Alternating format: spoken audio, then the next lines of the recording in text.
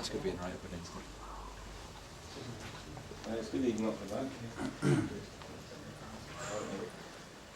That's good because you're always saying as well. Okay, this is one of the hospitality boxes. Obviously, it's my own private one, which I use for the tours. Yeah. There's 125 of these rooms around the stadium. They seat between 12 and 24 people. That affects the price of them. The other thing that affects the price is where they are. And the closer you get to the halfway line, they get a little bit more expensive. And this is the 24-seater in the middle, and it would be the most expensive. It would be £100,000 a year to hire, which sounds like a huge amount of money. You do get a fair amount for that, though, which you probably want. You get to use it every day, so you don't just have to come here when there's a match on. You could, which is a 7. This is one of the largest 2. This is the only one on a match day which is not used by the public. It's used by the VIP guests, any heads of state or politicians before the game, and the 2 committees of the rugby unions. And again in the evening for the players' dinner, because after every international rugby match, the same in all countries, there's always a dinner for the 2 teams. The presidents of rugby unions propose a toast to the opposition team, and there's the captain.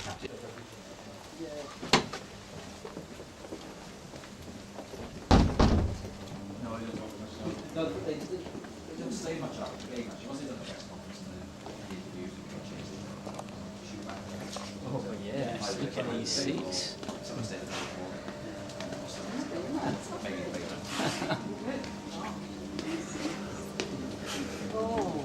Now, you're making use of these lovely padded seats, which are slightly nicer than the hard plastic ones that the rest of us get. If you're feeling a bit jealous about that, then I tend to agree with you, because the people sitting here on a match day have got in for nothing. You've all paid, I haven't quite worked this out yet. But on a match day, you'd have the committee of the Welsh Rugby Union on these back 2 benches here, and the visiting Rugby Union on this side over here. And the front row, all the way along, is invited guests, which covers everything else, heads of state, politicians, ex-players, anyone who's asked along as a guest of the WRU. The most important guests of all, you've chosen very well down there. That's where the guests of honour would sit. 2nd, 3rd, 4th seats in. Yeah, you've done well there. They never put them on the end.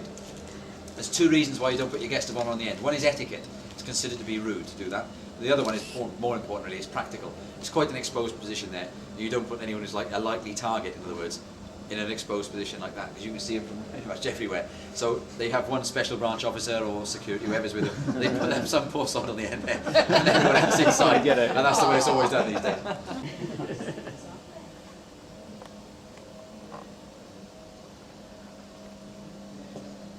Oh, so you do it too? Hey. Okay, fine. Hey. Do you get a... And the reason is, of course, when we have the big events, the hotels in the city make a lot of money. The money doesn't come back to us. It goes to the hotel companies. If we have one hotel in the part of the stadium, it would be more income from each event for us.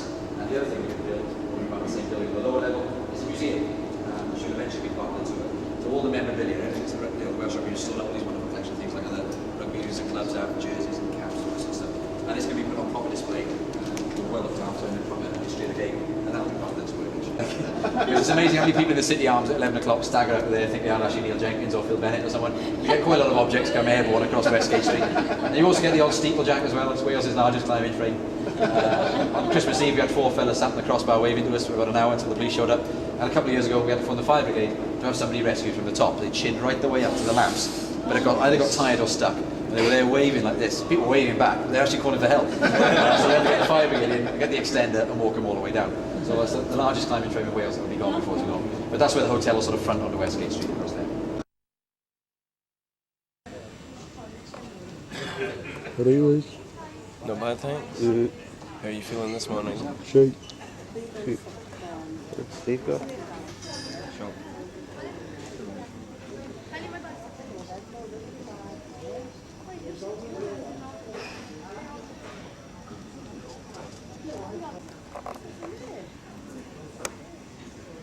There's a suspicious character in that shop.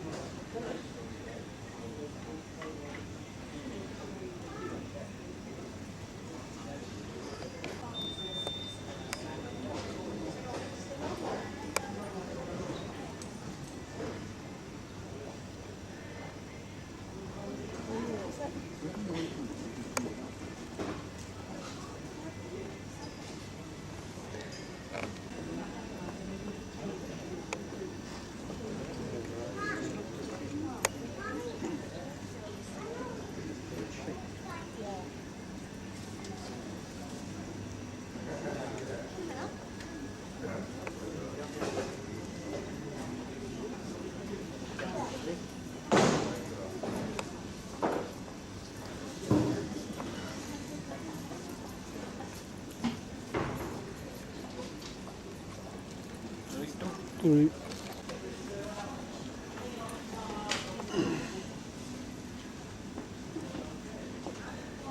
Looks